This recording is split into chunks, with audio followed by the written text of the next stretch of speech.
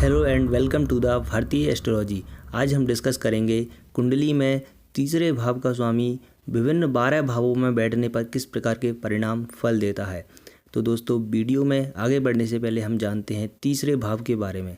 तीसरा भाव किन चीज़ों को संबोधित करता है। तृतीय भाव, थर्ड हाउस, हमारे एफर्ट्स को दिखाता है, हमारे पराक्रम को दिखाता है, हमारी रिस्क टेकिंग एबिलिटीज़ कैसी हैं, हमारे साहस कैसा है। तो इन सब चीज़ों का निर्णय हम तीसरे भाव से करते हैं।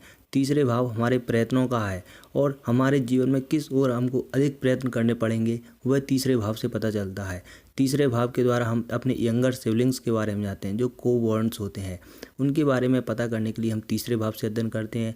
और कहीं तीसरा भाव कहीं ना कहीं हमारे कम्युनिकेशंस को दिखाता है, और वह कम्युनिकेशन सोशल मीडिया के माध्यम से हो अथवा लेखन के माध्यम से हो, किसी भी ऐसी फील्ड हो सकती है जहाँ से आप अपने विचारों को व्यक्त करते हैं, तो उन चीज़ों को हम तीसरे भाव से देखते हैं। तीसरा भाव शॉर्ट जर्नीज़ का होता है, जो छोटी दूरी की यात्राएं या कम समय की यात्राएं होती हैं, मार्केटिंग्स का होता है। तो इन सब चीज़ों के लिए हम तीसरे भाव का अध्ययन करते हैं।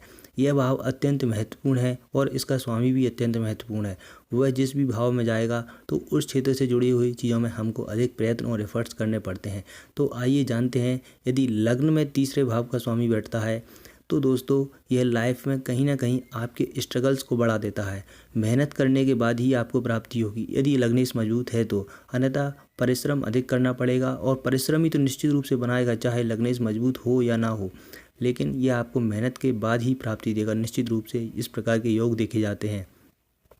और वहीं यदि तीसरे भाव का स्वामी आपके दूसरे भाव में जाकर बैठता है तो यह देखा जाता है अक्सर कुंडलियों में कि आपको पहली जॉब अथवा किसी भी पहले व्यवसाय में काफ़ी परेशानी हो, प्रॉब्लम्स हो, इस बात की संभावना रहती है। और वहीं आपकी मेहनत को यह कई गुना बढ़ा देता है। और तीसरा भाव एक रिस्पॉन्सिबिलिटी का भी है, प्रयत्नों का भाव है, इसलिए आप पर फैमिली रिस्पॉन्सिबिलिटी कुछ जल्दी आ जाए, इस बात की संभावना रहती है।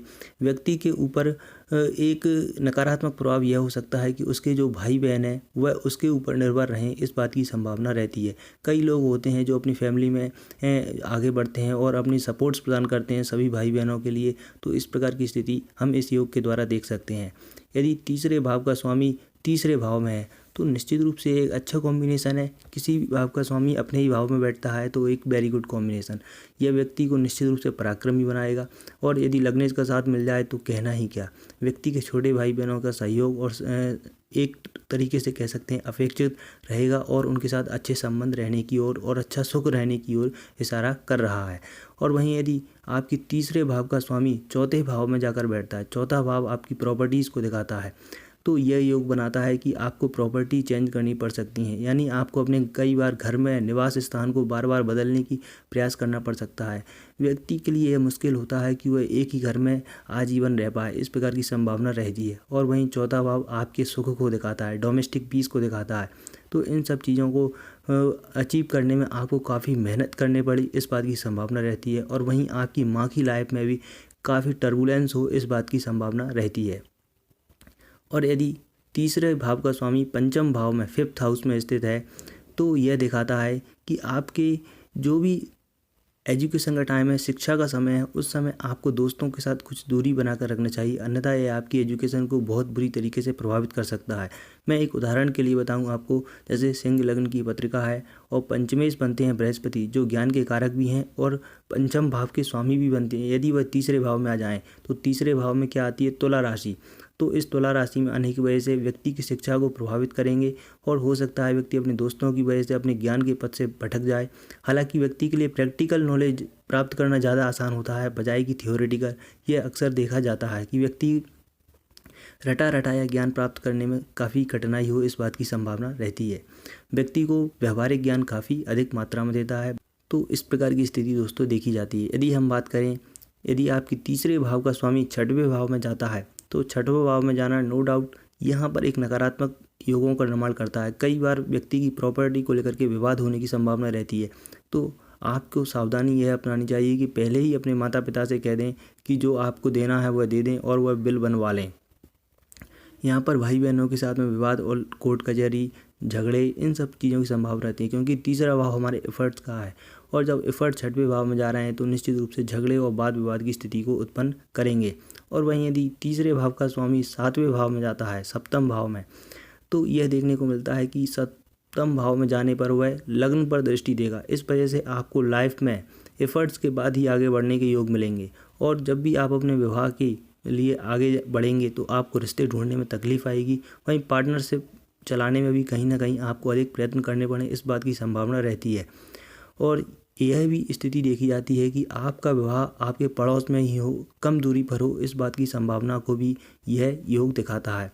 वहीं अष्टम भाव में तीसरे भाव का स्वामी जाता है तो यहाँ पर एक नकारात्मक योग बनता है। कई बार यह देखा जाता है व्यक्ति के जो एफर्ट्स हैं, प्रयत्न हैं, वह विफल जाते हैं, यानी उनका कोई परिणाम नहीं निकल पाता है। तो यहाँ पर व्यक्ति को सलाह दी जाती है कि आपको जॉब को चूज करना चाहिए बजाय कि बिजनेस के। हालांकि अन्य योग भी देख लें, लेकिन यहाँ पर जॉब ज़्यादा सूट करती है, क्योंकि कई बार यह होता है व्यक्ति बड़े से बड़ा काम धंधा इस्टेब्लिश करता है, लेकिन वह एक समय पर जाकर के जीरो हो जाता है, फिर से उसको शुरुआत करनी पड़े, इस बात की संभावना रहती है। यदि तृतीय भाव का स्वामी नवम भाव में जाकर बैठता है तो नवम भाव हमारे भाग्य का है। यहाँ पर यह देखने को मिलता है कि व्यक्ति की घर से दूर जाने पर ही भाग्य में उन्नति होती है। यानी निश्चित रूप से व्यक्ति के जो ट्रैवलिंग का काम करता है, चाहे छोटी दूरी का हो या मार्केटिंग का हो, तो उन सब चीज़ों में व्यक्ति के भाग्य की उन्नति देखने को मिल सकती है। व्यक्ति को अधिक दूरी पर यात्रा करने के भी अवसर प्राप्त होते हैं। यदि दसम भाव में जाकर के तीसरे भाव का स्वामी बैठता है तो दोस्तों इनमें 6-8 का संबंध परस्पर बनता है। तो यह देखने को मिलता है कि आपके कार्य क्षेत्र में कहीं ना कहीं आपको अप्स एंड डाउन्स की स्थिति देखने को मिल सकती है। यहाँ पर आपको चाहिए कि आप ऐसे ही व्यवसाय को चूज करें जिनमें अप्स एंड डाउन्स उनके बिजनेस का एक पार्ट हो, जैसे कि स्टॉक मार्केट, उसमें कभी लॉस होता है कभी प्रॉफिट होता है, तो इस प्रकार की चीज़ हैं। स्पोर्ट्स है जिसमें कभी हार जीत होती ही रहती है। और यहाँ पर एक जीवन में स्ट्रगल को भी बढ़ा देता है और आपके कार्य क्षेत्र में आपकी मेहनत को भी यह बढ़ा देता है यह योग। तो कई लोग होते हैं जैसे कि यूट्यूबर जो कि बैक एंड पर काफ़ी मेहनत करते हैं, लेकिन उनके प्रोडक्ट जब वीडियो देखते हैं तो लोगों को पता नहीं होता है कि उन्होंने कितनी एफर्ट्स के बाद उस चीज़ को बनाया है। और यही हाल पोइट्स का भी हम कह सकते हैं, उन्होंने कब कैसे एक एक शब्द को डाला है, तो इस प्रकार की स्थिति देखने को मिलती है। यहाँ पर पब्लिक डीलिंग से जुड़े हुए व्यवसाय भी आप कर सकते हैं। और वहीं यदि 11वें भाव में चला जाता है तीसरे भाव का स्वामी, तो यह देखने को मिलता है कि आपकी इनकम और एक्सपेंडिचर लगभग बराबर रहें। तो यहाँ पर व्यक्ति को सेविंग्स करने में काफ़ी परेशानी हो, इस बात की संभावना रहती है। व्यक्ति बड़ी मेहनत से पैसों को कमा पाता है और यह भी स्थिति देखी जाती है कि आप घर में सबसे छोटे हो सकते हैं अथवा सबसे बड़े, इस बात की संभावना रहती ही है। यदि तीसरे भाव का स्वामी 12वें भाव में जा कर के बैठता है तो 12वें भाव में जाने से या आपके भाई बहन होते हैं उनका सपोर्ट आपको पूरी तरीके से नहीं मिल पाता है, इस बात की संभावना रहती है, या उनके साथ किसी प्रकार के मतभेद हो सकते हैं। हालांकि विदेश यात्रा के योग बनते हैं। यदि लग्नेश का भी संबंध बन जाए तो निश्चित रूप से विदेश यात्रा अथवा जन्म स्थान से दूर जाने के योग भी बनते हैं। यहाँ पर एक मृति नामक योग भी बनता है। यदि तृतीय 12वें भाव में जाकर के पीड़ित हो जाए, अफलिक्टेड हो जाए, तो आपकी मेहनत दूसरों के काम आए, इस बात की संभावना को यह बढ़ा देता है।